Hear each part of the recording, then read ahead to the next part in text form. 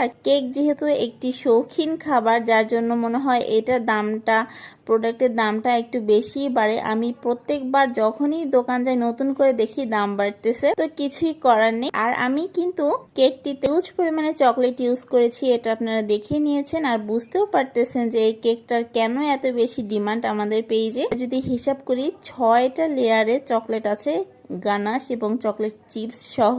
এটা কিন্তু বানানোর আগে অনেক বেশি টিউটোরিয়াল আমি অনলাইনে খুঁজেছি যে কিভাবে আমি এটা দিব।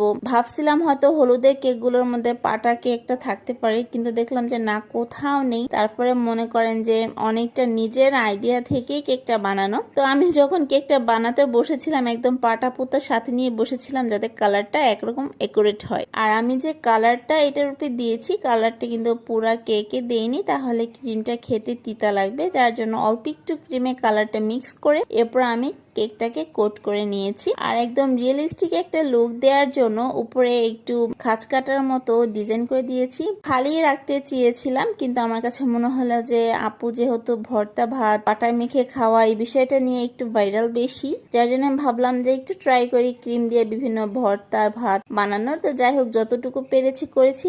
পাটার কালারটা কিন্তু একদম রিয়েল পাটার মতোই লাগছিল বানানোর পর। মাশাআল্লাহ অনেক বেশি রিয়েলিস্টিক হয়েছে। আপনাদের কাছে কেমন লেগেছে কমেন্ট করে জানাবেন এবং লাইক ফলো শেয়ার করতে ভুলবেন না। ধন্যবাদ সবাইকে।